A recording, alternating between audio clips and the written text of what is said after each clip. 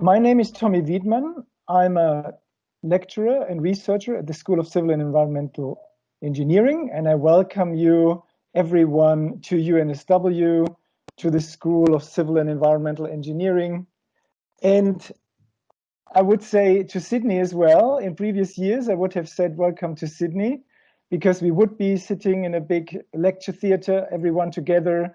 Obviously, we cannot do this year because of COVID-19, and I know that not everyone is in Sydney, so unfortunately we cannot do this. We would have had some food as well for students to enjoy, and I'm sorry that we cannot do this again. Everything has to be virtual, but we will hopefully be able to do it next year and in other occasions, so hopefully no one will be missing out. So I'd like to share my screen now, and I will show you some slides. As I say, we will also send around these slides after the meeting. Okay. So you should be able to see my PowerPoint screen now. Grace, just interrupt me if there's anything wrong, or if the audio breaks out or something. Otherwise, I'll just proceed. And let me just also get my pointer. Yeah, okay. So the School of Civil and Environmental Engineering is a large school. We have around 2,000 undergraduate and more than 1,000 postgraduate students. And this hour now, we will give you an introduction to your studies at UNSW. So you're all new to the university and to the school. So there will be general information. There will be some specific information on undergraduate and postgraduate programs. We do it together this time around. There will be a bit more focus on postgraduate because we will also have a speaker from the industrial training team from the engineering faculty, who will explain how industrial training works. And we will also have a representative of SEPCA, our postgraduate student society. So all of this is to come in this 1 hour. We will also hopefully have a bit of time to answer questions. Just go to the next slide. So what's important, of course, is faces and staff who support you throughout your studies. So I've listed here just the first year coordinators. For undergraduate students, each year has their own coordinators, but Ali Kashani and Elena Atroshenko are our undergraduate coordinators. So they are your school contact persons in the first year. For postgraduate students, we have a range of people, specialization for each specialization, but myself, Tommy Wiedmann, that's me, I'm the postgraduate coordinator and also academic advisor, which comes into play when you get into trouble with failing courses. We can talk a bit about this later on.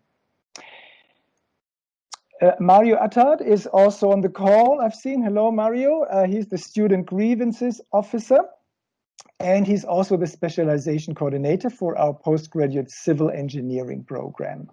So in case there are any questions on that later on. Other than those people directly from the school, we have, of course, our central student support services on campus in the nucleus, in the main library in level 2. You can just drop in and ask a question. Equally, if you're not on campus, you can just submit a question on the web form. So there is this address here, unsw.2/webforms, and this is where you will be able to ask any question that you have. And this is where you need to go to apply for certain things. I will say a bit more about that later on. The nucleus, or the student hub, can really help you with all sorts of inquiries, so program inquiries, enrollment questions, if you have any queries about results or grades, if you want to change your program or change courses, if you need a special consideration for some reason, then this is where you go. So if you're not on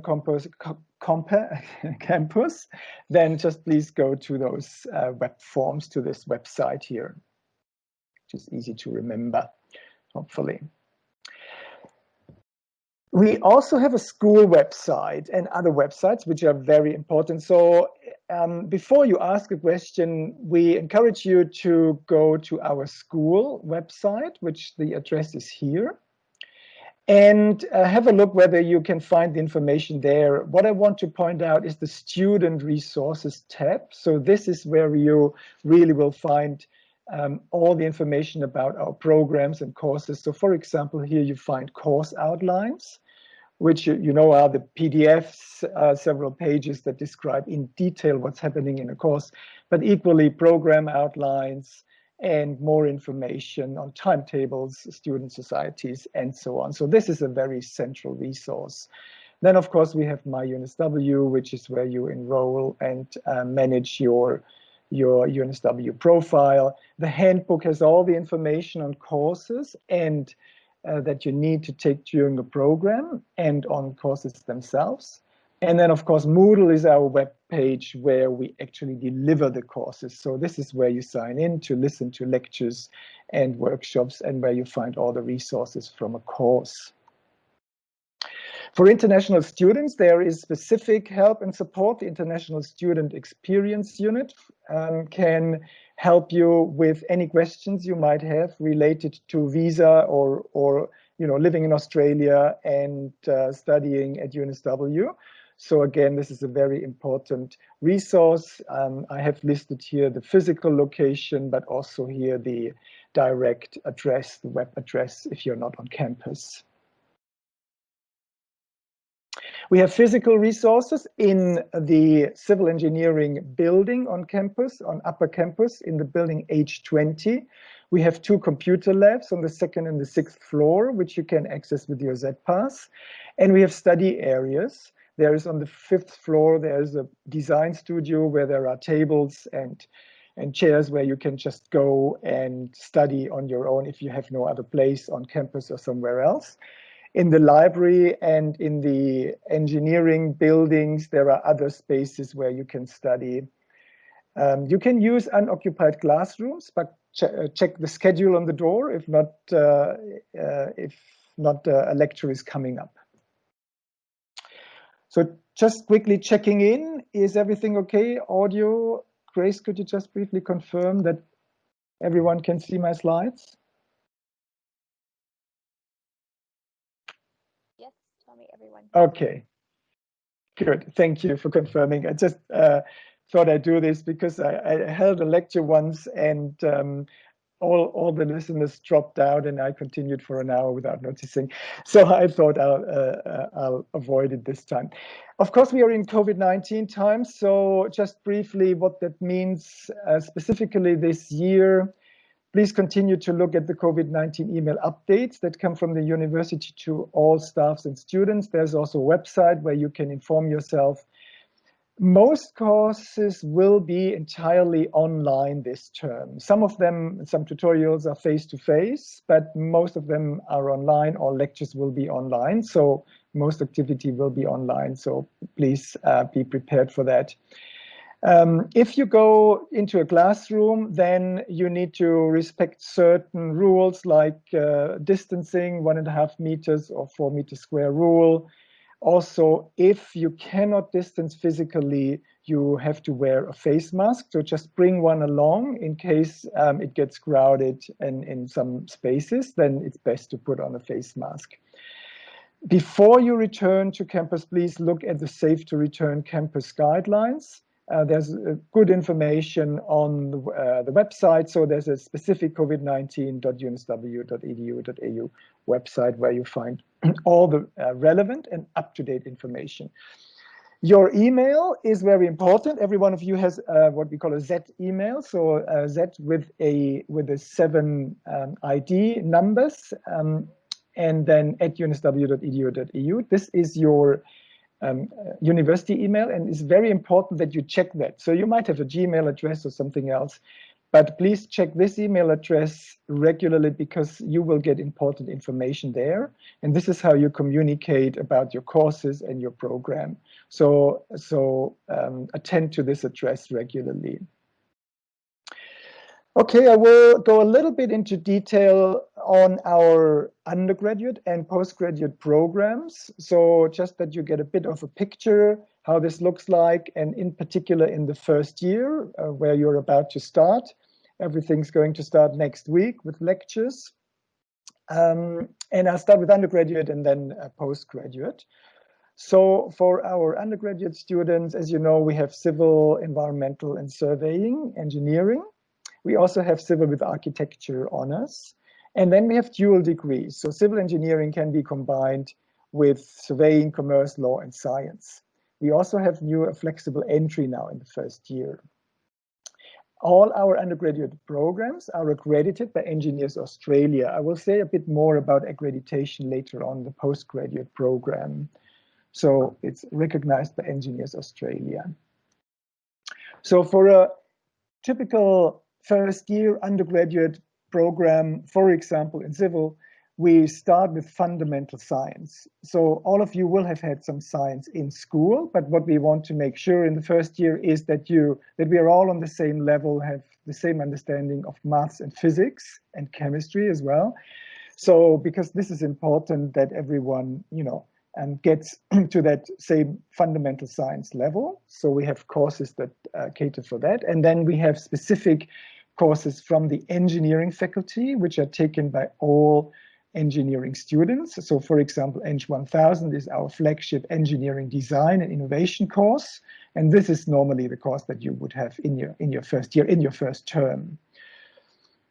And we also have two recommended electives, which you can take. So materials and chemistry and infrastructure systems. And again, this is to get the fundamentals to you right there in the first year. We then continue with fundamental engineering education the second year and general education electives.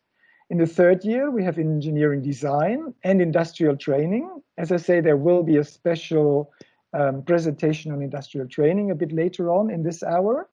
So please stay on for that. And in the fourth year, we go on then to specialization. So you pick your specialization, your special fields that you want to do. So students will study different things in the fourth year. We also have the design practice, professional electives. You do a thesis, your undergraduate thesis, and we also have general education courses. So the recommended enrollment for you as undergraduate students now in term 3 for civil, environmental, surveying, and double degrees, so for all the degrees that we have, is to pick one of the maths courses, maths or higher maths, one of the physics courses, physics or higher physics, and the Eng 1000 course, which is our engineering faculty, engineering design and innovation course for all students.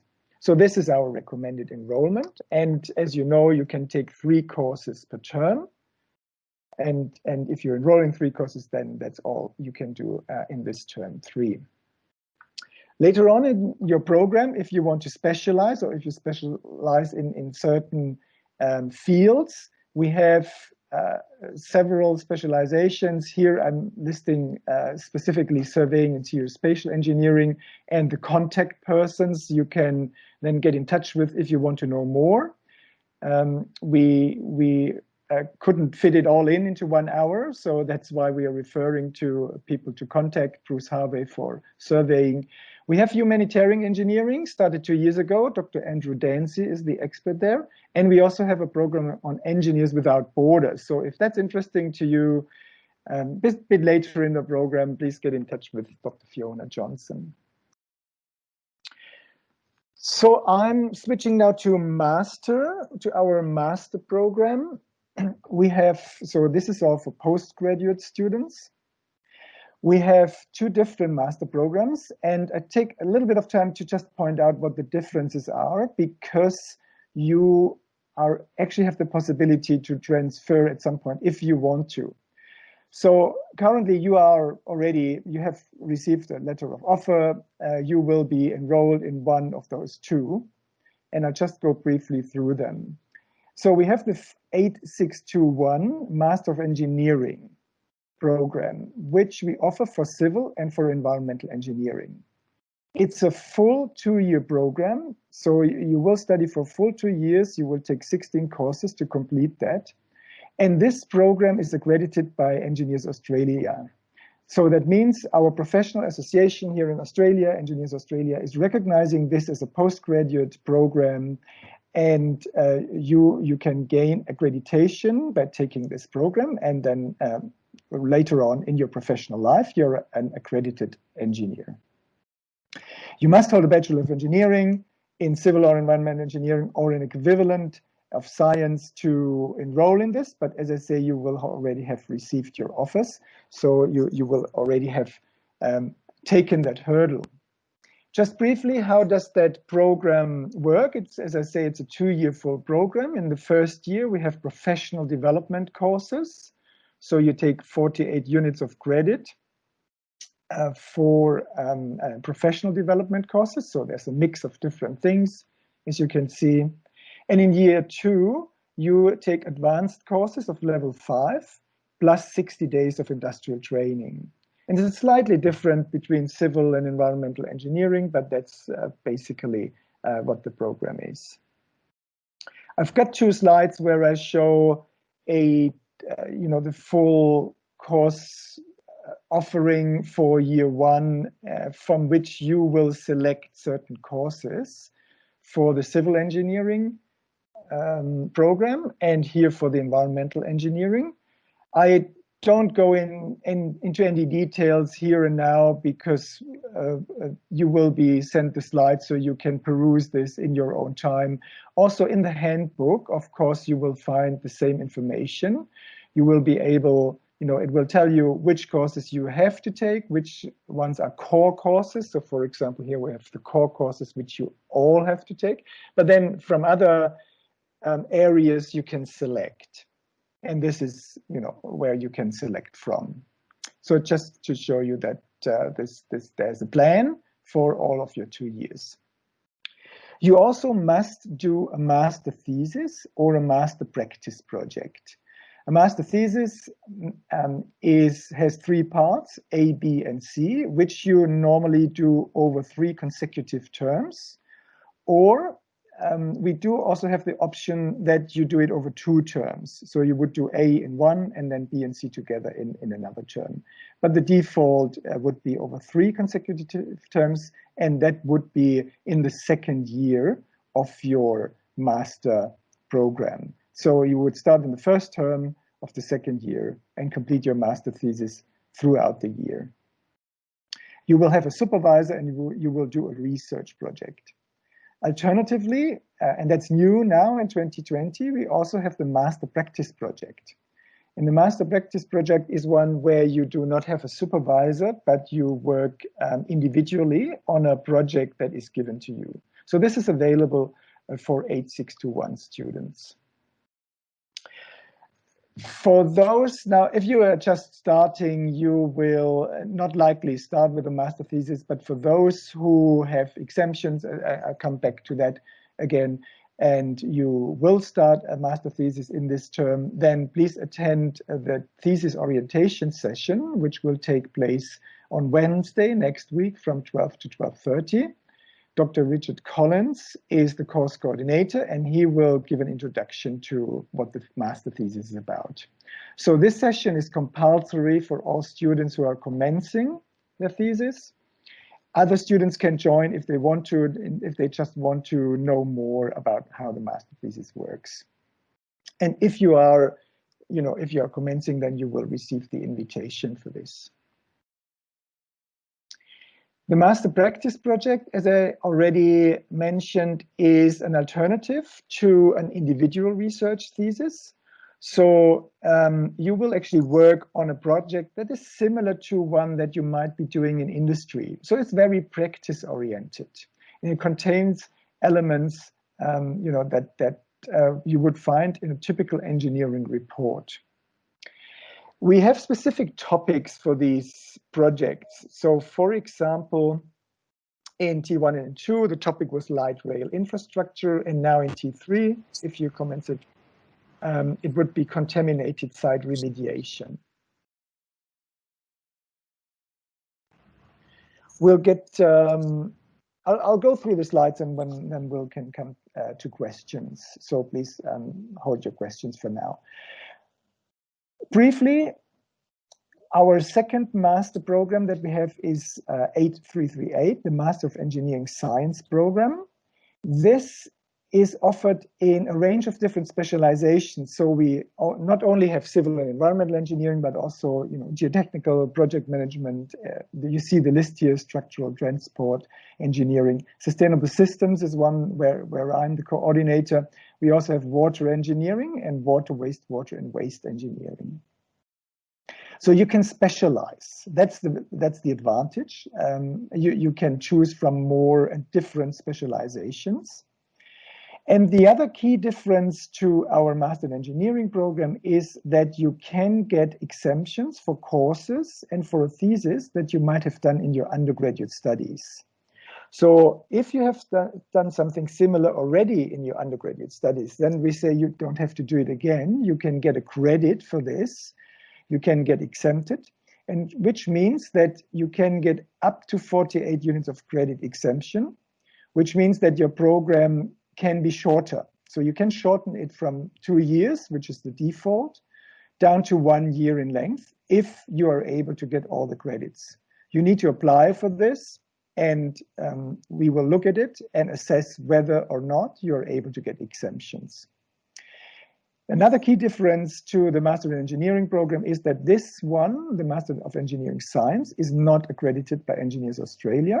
So it's not officially, accredited by this organization.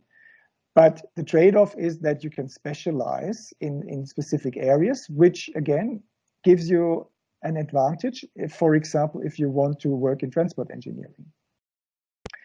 What's also listed on this slide is that we also offer a graduate diploma and a graduate certificate, which are in essence shorter versions of our master program. So they last 1 year or 6 months, and you do not do so many courses, but you get a graduate diploma or certificate instead of a master.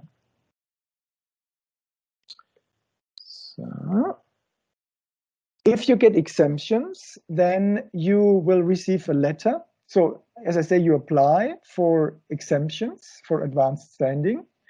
And then once we have assessed this, you will get a letter that explains for what you have gotten exemptions and advanced standing.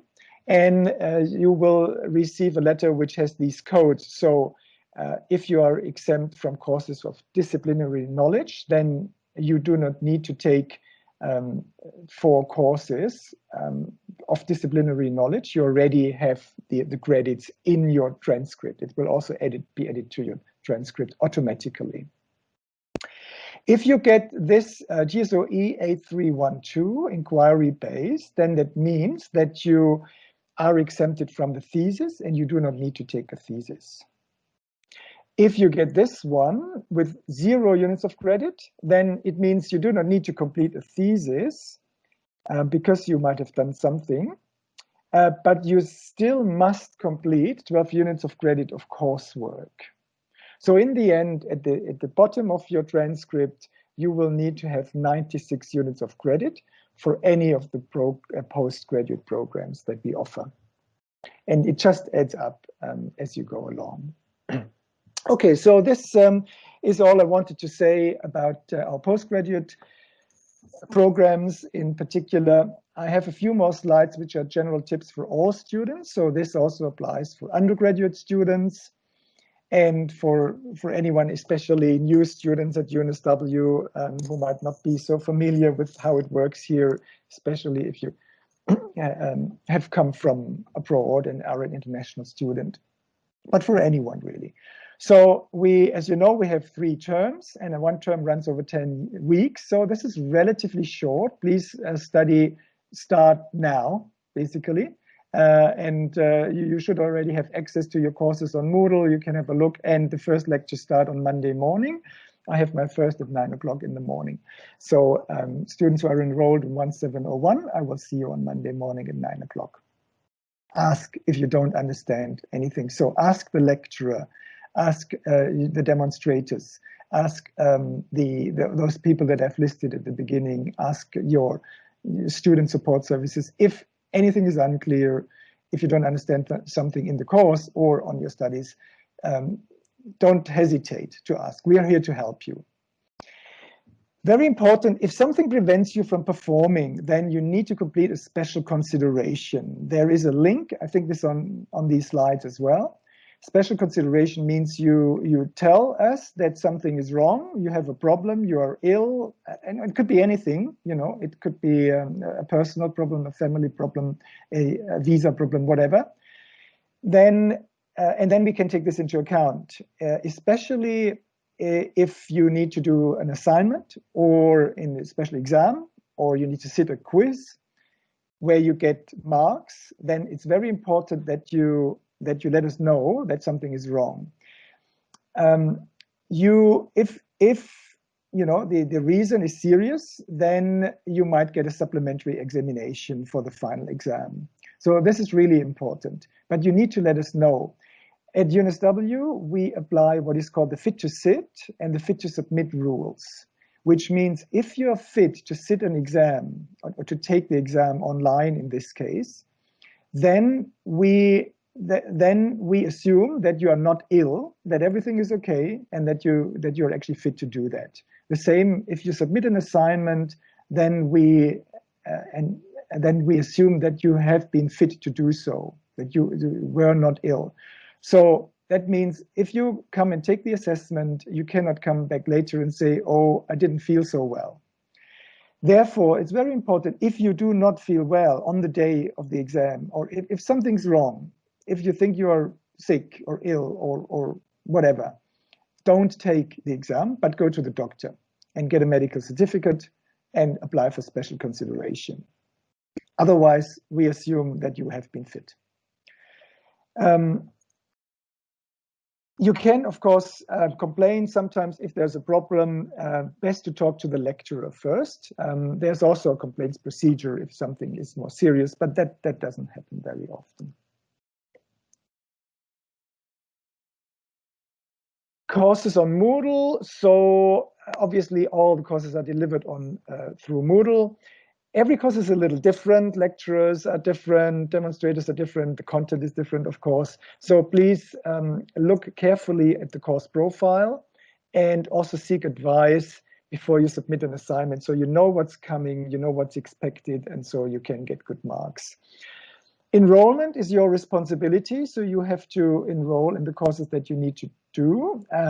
It's a two-step process. You enroll in a course.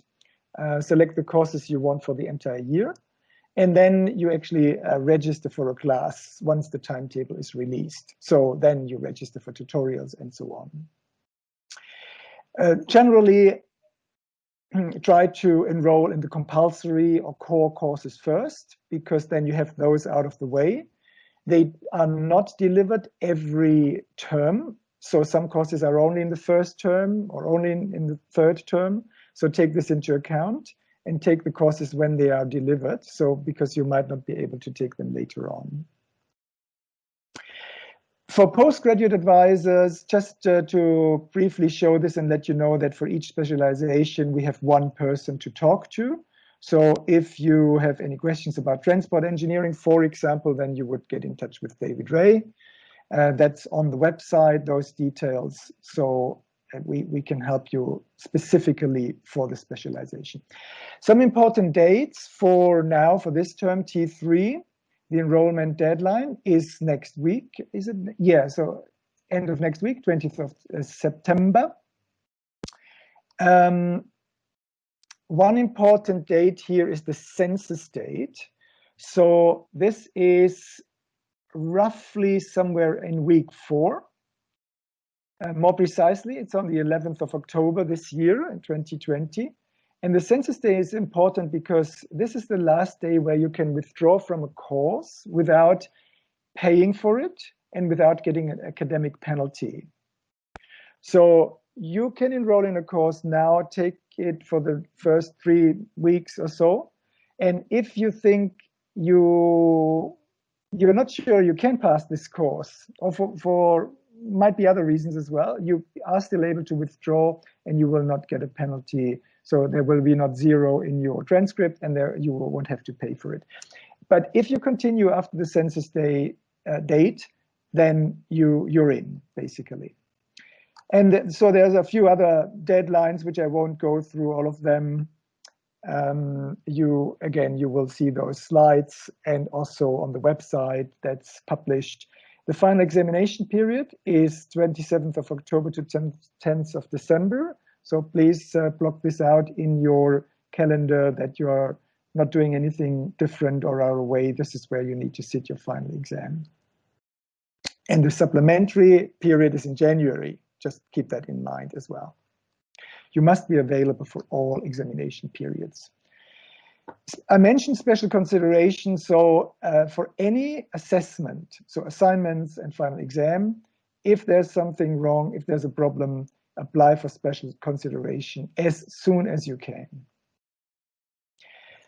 Academic standing, just a note on that, because I'm also the academic advisor for postgraduate students, and we have one for each year for undergraduate students. So sometimes things can go wrong and you might fail a course. This is not a problem. If you fail 2 to 3 courses over the whole period of your studies, then you are what we call on probation. And this is when you have an advice meeting and discuss with your advisor on, how you can get your studies back on track. If you fail more than 3 courses, then you're on exclusion and you cannot continue study. So this is what we want to avoid, but that's why we have the flags are raised and we have meetings before we get to that point. Just in that vein, bringing up a slide, but just flicking through it, that the university has very good support systems. So for any problem you might have, if you're off track and you want to get back on track, if you want to prepare for exams, generally there's really good support. In particular, also counseling, I want to point out. So if there's a problem, could be academic or not academic, and you need a one-on-one advice, you can take counseling for free from UNSW, and I would strongly recommend that if there is a more serious problem. For international students, I do recommend English language support. So we do have resources through the Learning Center, but there's also a course from the engineering faculty, GSOE 9360, Academic Discourse in Engineering, which is essentially an English course for engineers specifically. And it counts as an engineering and technical management course. So you get 6 units of credit for this course if you take it. But it's your choice. It's not a mandatory course. So we also have student societies, both for undergraduate students for different specializations. So we have CEFSOC, we have SERVSOC, we have SEPCA, and there will be a presentation later on this hour from Sandeep and colleagues. And we have SERSA. So student organizations are a fantastic way for students to socialize and get information about anything to do with university life, but not from the lecturers. So I highly, highly recommend you engage with those societies, because this also makes up a big part of the fun part of studying, and it's really also very helpful. So we do have many activities for undergraduate and postgraduate students.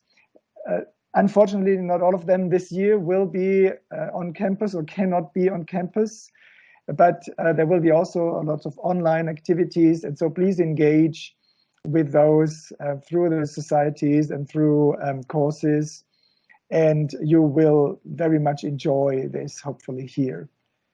So I'll stop here in case there are any questions which we could take before we then move on in the second half of this session. We will have presentations on industrial training and a presentation from SEPCA. So in terms of questions, happy to take some. But I need to say that we cannot answer questions that are specific to your program, like on specific exemptions that you might have or specific courses that you individually might need or want to take. For those questions, please refer to the student support services, to the hub. Here, if you have any questions more generally, you know, questions that might be interesting for any student who just start studying, then please ask those more general questions now. Hello, Tommy. Yes, there is one. Please go ahead. Okay, thank you for the presentation. So I have a question about the master thesis or project, because I am starting now, but according to the presentation, I should enroll on the first term of the second year. So that means my next term, right? That's your, yes. Are you in which program? Are you in the 8621 or 8338? In the 8621. 8621, yes. Then because we have intakes in different terms, then normally it's the first term of your second year. So I would have thought that you would start your master thesis in T3 next year. But I might, because you normally would finish your, you know, your disciplinary knowledge courses first. Yeah, exactly. Did someone enroll you in that, in your master thesis next year? Sorry, I didn't understand the question. Did you enroll yourself, or did someone else enroll you? No. I am. My question is related for the future. No. Okay. Yeah. So then it would be you start in the first term of your second year. It's a bit confusing, but that would be T3 next year. Okay. Yes. So that's you basically finish your disciplinary knowledge courses first, and then the master thesis is in your second year. Perfect. Okay. Thank you. Okay. So we could take, if there are any other pressing questions, one or two, maybe raise your hand. As it's Mario has said on the chat, I've just seen that you can, of course, ask the nucleus for special questions.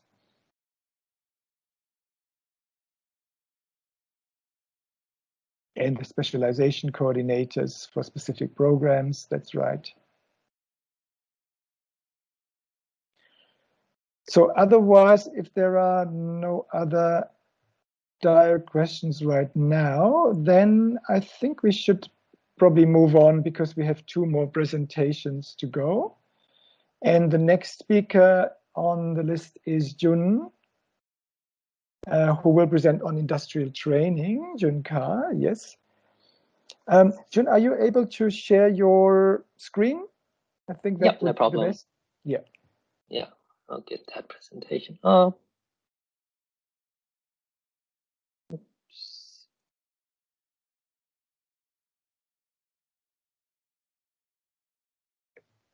All right, let me know if you see it.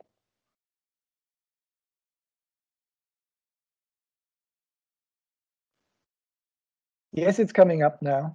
Yep, all right, great. Thank you. All righty, so I'll get started. So on behalf of the industrial training team, we'd like to welcome you to UNSW. My name is Jun. I am the industrial training administrator in charge of civil engineering. I work with Daniel Oshia, an academic within civil engineering, who marks all the industrial training reports. So in this presentation, I'll just be going through a quick overview of what industrial training is, who needs to do it, and how to get started with your industrial training. If you have any questions, feel free to ask at the end of the presentation, or to contact our office afterwards. So what is IT? Well, IT is essentially part of work integrated learning as part of a accredited engineering degree. So you'll be required to complete 60 days of industrial training or of relevant industrial training. So it has to be related to your field of study. So it needs to, if you're doing civil engineering, it should be related to civil. If you're doing environmental, it should be somewhat related to civil or environmental. And you need to be supervised by a qualified engineer. That essentially means they need to hold at least an engineering degree. So in terms of postgraduate students, only 8621 master students need to do industrial training, as mentioned earlier by Tommy. If you are a 8338 master student, you do not need to do industrial training, as it's not part of your program requirement. I didn't realize there'll be undergraduates here, but if you're an undergraduate student doing a bachelor's of engineering, you will also need to do industrial training in your third and fourth year.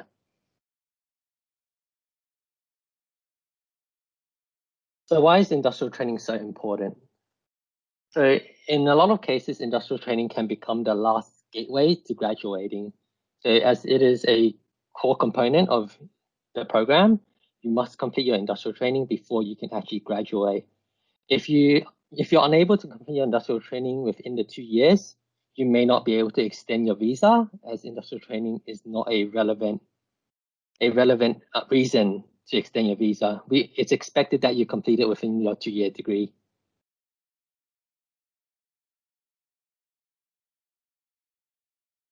So if you have some experience before starting at UNSW, you can always apply for recognition of prior learning if you meet the following criteria. So we would essentially look at what you did. Let's say if you did a bachelor's before coming to UNSW to do your master's, you can have that experience looked at by the industrial training coordinator and our team. And if we find that experience relevant to your degree, we will transfer those days over to your industrial training. But you will still be required to write a final report, which I'll go through closer to the end of this presentation.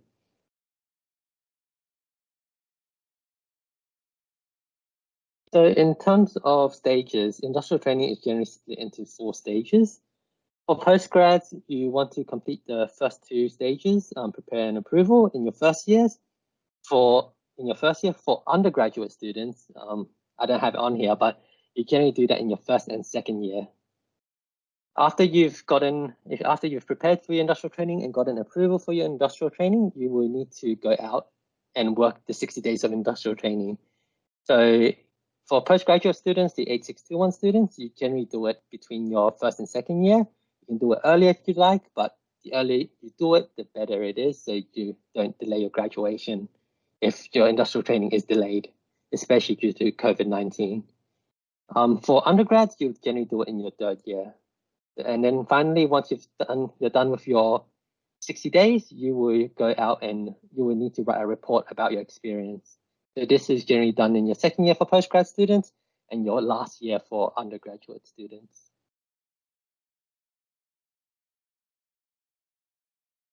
To get started with industrial training, there's 2 ways you can do it. You can either, you'll have to enroll into the self-enroll Moodle page.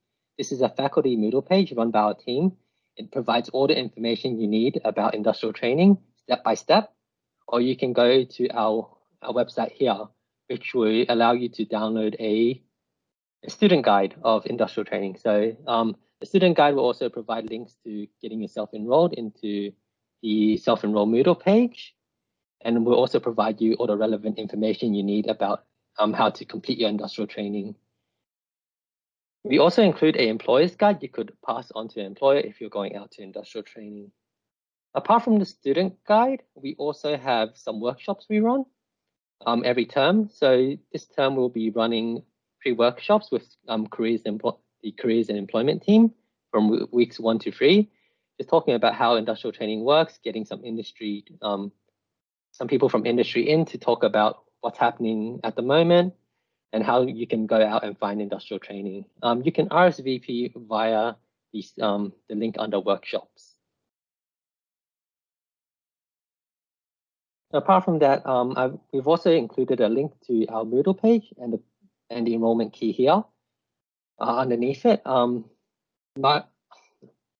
will be providing a copy of this presentation afterwards, so you can just go into the presentation, click on the link and get yourself enrolled into our Moodle course. we recommend you do it as soon as possible. So once you're enrolled, you will gain access to several tabs. So the step 1 to 7 on completing industrial training, and also a tab on careers and employment, resource section, tab on careers and employment, which I will go through a bit later. So you won't get access to later sections until you have completed the first few sections. So step 1 to 3 are the most important in order to access the pre-approval applications and the employee evaluation forms later on. So the step 2, the prerequisite modules, essentially go through these 5 points to prepare you for going out to industry and to prepare you for your placement. Once you have completed this, you'll also you'll get access to step 3, which will allow you to choose your school. Be sure to choose your school because it allocates where your report goes and where your employee evaluation goes when you submit it for marking. So in terms of industrial training, we split it into 3 types. The first type is traditional paid placements. These placements are generally the recommended placements. Since you already have an undergraduate degree, we would expect you to get paid for the work you do. It's counted up to 60 days, but you can continue working for that employer afterwards, but it will no longer be associated with industrial training. The second type of placement is traditional unpaid placements. These aren't as recommended, but you can still go on them to get some experience. In terms of traditional unpaid placements, you will need to complete additional paperwork to be covered under UNSW insurance. Under a traditional paid placement, you should be covered under your employer's insurance. When you are covered under our insurance, this only lasts over the 60-day duration of your placement. So if you continue to work there afterwards, you will need to source your own insurance.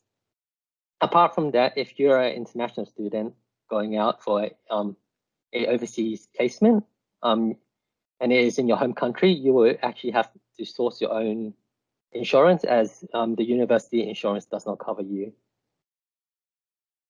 The last type is non-traditional placements. These are up to a maximum of 30 days. They generally projects through the university.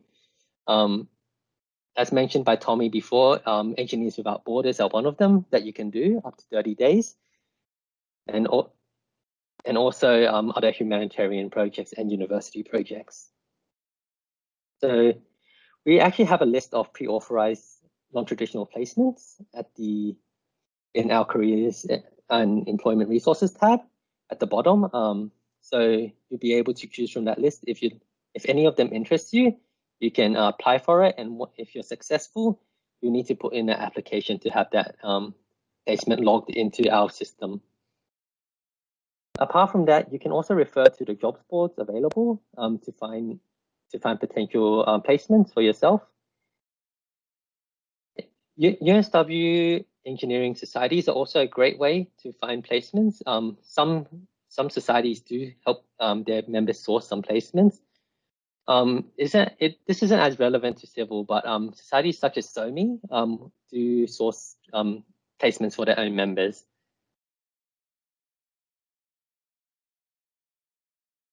So let's say you've gotten a internship, and what do you need to do? So you actually need to submit a pre-approved application with our office. This is because because the university needs to know where you're going for your industrial training, and it is so that the university is compliant with government regulation. So if you do end up getting a placement and you start working and do not submit a pre-approval application, any days you worked prior to that application will not be counted towards your industrial training. So it'd be best for you to submit your application as soon as you've secured a placement. Step 4 will provide you with all the information you need about different types of placements and what documentation you need to submit. So now you've got yourself a placement and we've approved it. Now, what do you need to do next? So we actually have an employee evaluation form that you'll need to complete during your placement. This form essentially sets, you'll set up to 3 goals with your supervisor you'd like to complete during your placement.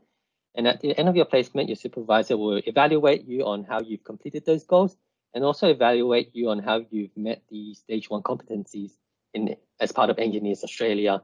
So this is things such as ethical conduct, creativity, and professionalism. Once your supervisor has signed off your employee evaluation form, you'll just be doing a quick reflection on how your placement went. This is just important for your report. So you should be doing that section too. So in addition to your employee evaluation form, you also need to submit evidence of your day's work. So generally, we prefer you to submit either a screenshot of an email or a letter from your supervisor stating when you work for the company and how long you work there for. So in terms of total days, so if you work there for 60 days, the supervisor should state that you worked there for 60 days or 100 days. Once you have gotten these two forms completed, the form completed and the supporting documentation, you'll submit it to step 5 of Moodle, which is essentially to log the days you have worked in our system. So once you submit it, it will be marked by someone from our team. Generally, I'd be the one who's assessing it. And once you get a satisfactory grade, you will get, your days will be logged, and you will get, once 60 days have been logged, you will be enrolled into the Eng4 999 course. So this is essentially the industrial training course. It's a 0 units of credit course. It does not cost any money, but it's just proof that you've completed your industrial training. The enrollment is done by our team, so you don't need to worry about it, but you should aim to submit your report when you are enrolled, or else you'll get a results deferred grade and enrolled in the next term. So once you get enrolled, you'll get access to a secondary Moodle page. So this is a term Moodle page. It's different to the faculty Moodle page, which goes through the 7 steps. This Moodle page essentially gives you report writing resources. So the marking matrix for how the report is marked, and also the report template, the template you will need to use to write your report. In addition to that, you also have deadlines that you need to refer to when submitting your report.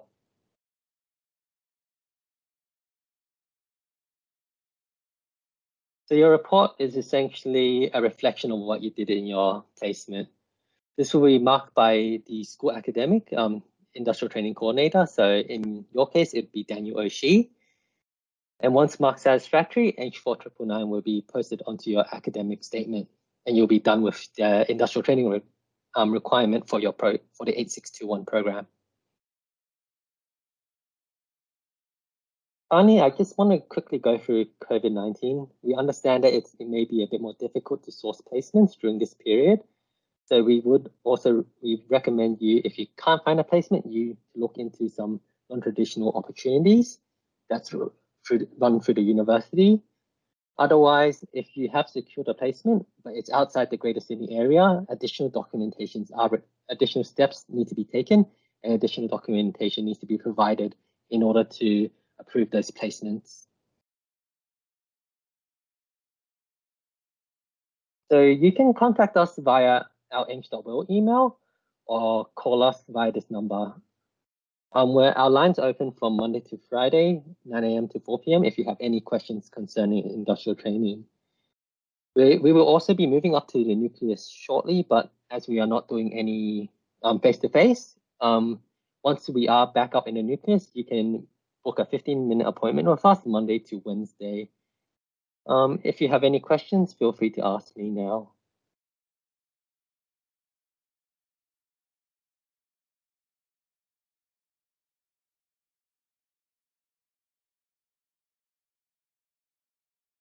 No questions? I'll pass it back to you, Tommy. Thank you very much, Jun. That was very, very insightful. And there's plenty of resources, obviously, that students can use.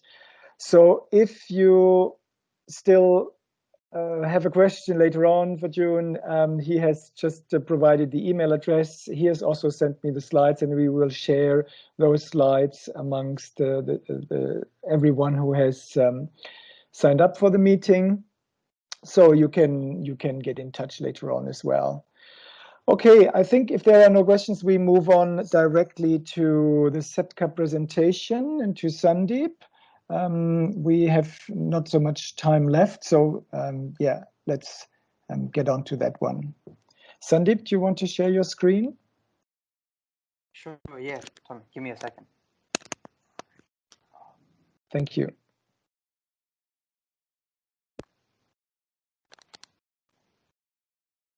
So just by way of introduction, Sandeep is the president of our Civil and Environmental Engineering Postgraduate Association, and he will tell us all about it now. Thank you. Could you see my screen, Tommy? Something's coming up. It's still white on my screen. Still loading, probably. Yeah. But something's happening.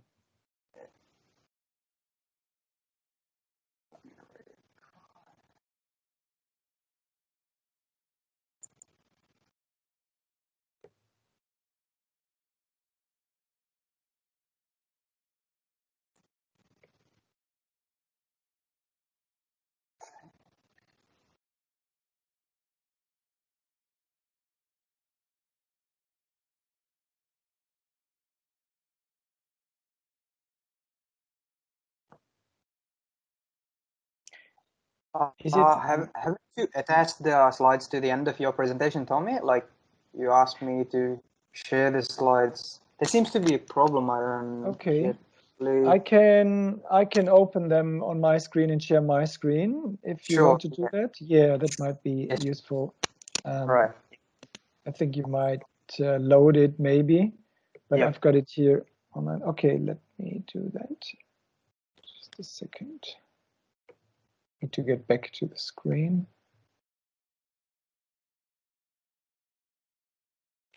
Okay. That should come up now. Let me know. Yep, I can see it. Good. Okay, I'll go into presentation mode, and you just let me know when to move on to the next slide. Okay. Sure. Yeah. Okay. Hello, everyone. On behalf of SEPCA, we welcome you to the School of Civil and Environmental Engineering at UNSW. For your information, I'm Sandeep, the president of SEPCA. We are a student society for the sake of postgraduate students at the School of CVEN. So, given the current situation, you might be finding it pretty challenging to get all the essentials, but it's all right. We've got your back. So I'll give you a bit of insight as to what we are and what we do. So we are the student society at UNSW affiliated with ARC. So we run events all through the term that cater to the academic, professional, and social backgrounds of all the students. So these have been these are the success stories of a few of our previous executive members. So they've found our events quite insightful, and they've landed interviews and job offers through a few of our events held on campus. So yeah, go to the next slide, Tommy. Yep. So these are the type of events we usually run all through the year. We're ranging from academic to social events. So based on the requirement of the students and the kind of events that need to be addressed, we hold everything from academic events addressing thesis nights whenever the students are about to get enrolled in their thesis, and all from we also have a few career preparation events where we have a few of the industrial professionals come over to help you that take up mock interviews and help you revamp your CVs. We also have professional networking nights where we have other industry professionals coming over to sharing the experience as to what needs to be the way a graduate should get out of uni, and what are the essential skills that need to be looked upon. And we also hold industry nights in collaboration with the School of Civil and Environmental Engineering, And we also have another undergraduate student society called SevSoc. So we hold such industry nights where employers in the industry come over to market about themselves. We also hold social events, just like technical trivia, just to have some fun with and make some friends with all over uni. Next slide, please, Tom. Yeah.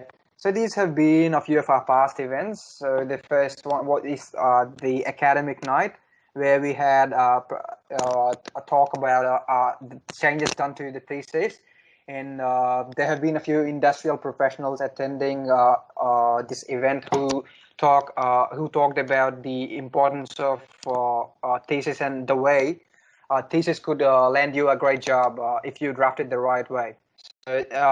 Below was the site visit where we took our students to one of the most sustainable projects that's going on in Sydney, the Key Quarter Tower that's being constructed by Multiplex. Next slide, Tommy. Tommy, the next. Could you go to the next slide, please? Yeah. Yes, So, there's a bit of a delay sometimes. Sorry. Right. Okay, no problem.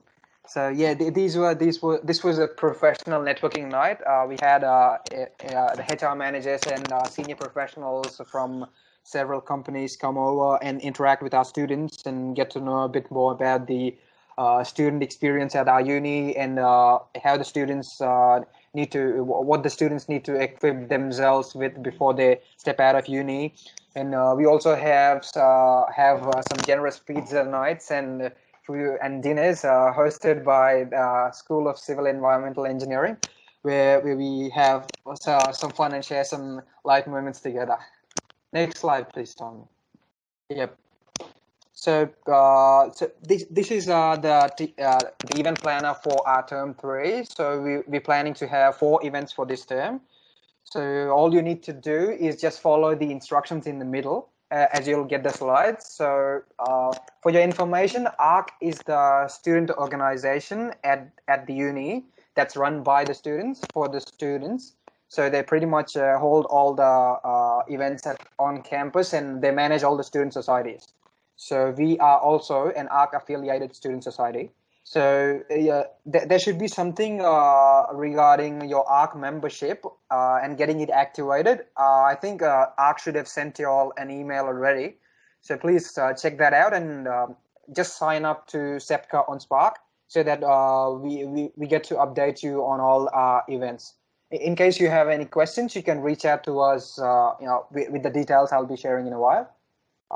Next slide, please, Tommy. Yep, so we post all of our event updates and any information regarding the course and help students need on our Facebook pages, and this is our Instagram ID, and you can also email us in case you have any questions we could help you with.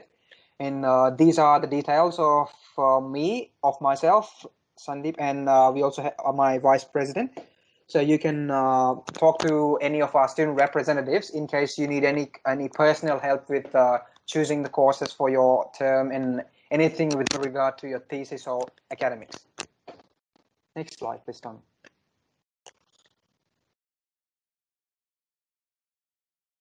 Yep. So this is going to be the first event we've got planned for you.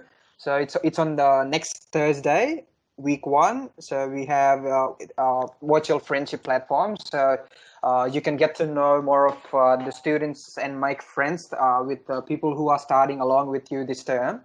And you'll also get to know more about the Australian culture, the way of life, and what are the essentials for you to know before you get started with uni life. So the free registrations for the event would be opening soon on our Facebook page. So just like and follow us on our Facebook page so that you'd be notified of everything regarding the same. Next slide, please, Tommy. Yeah, so I have 2 students with me here who joined the School of Civil Engineering last term, and they wanted to share their experience with SEPCA's events. So I'll just hand it over to them. It wouldn't be long, probably for a minute or two. So over to you, Mithali. Hi guys, I hope you've been having a good hour so far. Thank you, Tommy, June, and Sandeep for all the information that you guys have been giving today. I know it can be too much to handle sometimes in such a small amount of time, but I promise you it gets better. I'm Mithali, and I started doing my master's in engineering science this year in February. And I've always been passionate about the environment. That's why the specialization in sustainable systems. Although enough about me, I'm going to talk to you guys about SEPCA. I vividly remember my first day at the university. It was during the OWeek. I was so nervous and everything was so colorful. You know, there were the yellow t-shirts and it was crazy. In one of the tents that was set up, I met the team of SEPCA. I think it was Sandeep and a couple other seniors and who I got a chance to interact with. I instantly knew that I had to get in touch with them because they were, well, one, they were extremely approachable, and two, because they possessed resources that I knew that I would need. The events that SEPCA has conducted that I have been a part of, I've made contacts with a couple alumni. I've been able to interact with the university teachers that I couldn't do because of, you know, the COVID and all of that. So they have been very insightful. And the advice that they've given me from time to time, like, you know, whenever you have difficulties with assignments or you have doubt with a couple courses and you're not sure which one to take, they've always been there. They've always told me the right thing to do so far. And it's been great. So, and not only this, they've also helped me with, you know, honing my interpersonal skills. Could I get to talk to them from time to time? I understand how the mannerism is. Being an international student, it's kind of different and can be intimidating sometimes, but they've been great so far. So don't hesitate, connect with SEPCA, email us, and we'll have fun together. Over to you, Alyssa.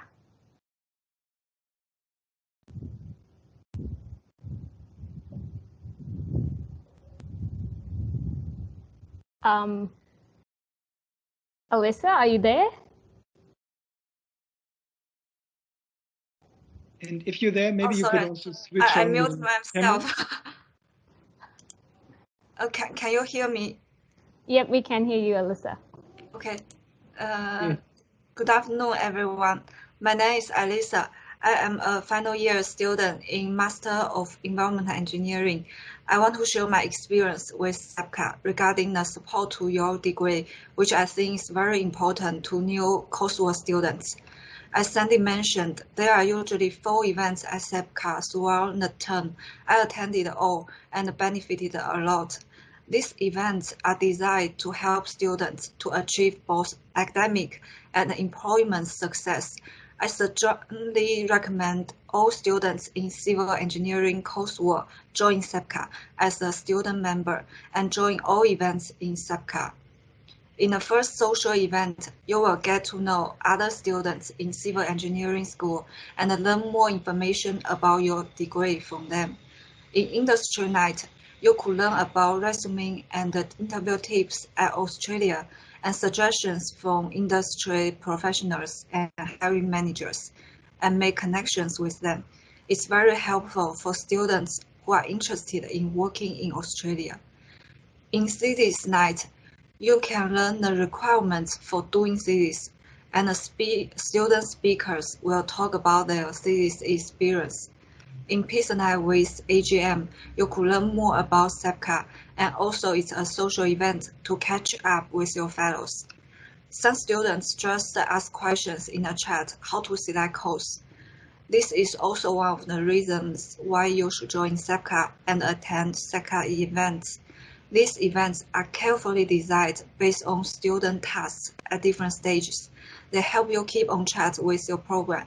In the events, you will get significant information about requirements like industrial training, finding job, academic success, or thesis. You can get your inquiries answered in these events. So this is all from me. Thanks for your attention. Excellent. Thank you so much. This was wonderful. I think this is very useful for all students. And as Sandeep said, we have student societies for undergraduate students as well, of course, SEFSOC and SURFSOC. So please get in touch with them and to socialize and get more out of your studies. We'll have to close the meeting now because we are a bit over time anyway, but I hope it was useful. Thank you very much for Mario to answer questions in the chat and for Grace to organizing the meeting. And to everyone who attended, we will send out the slides so you have all the information. And please do get in touch and contact us on the channels that we've provided if you have any questions. And if you want to get in touch, we are here to help you, if only virtually this year, this term, but we are here.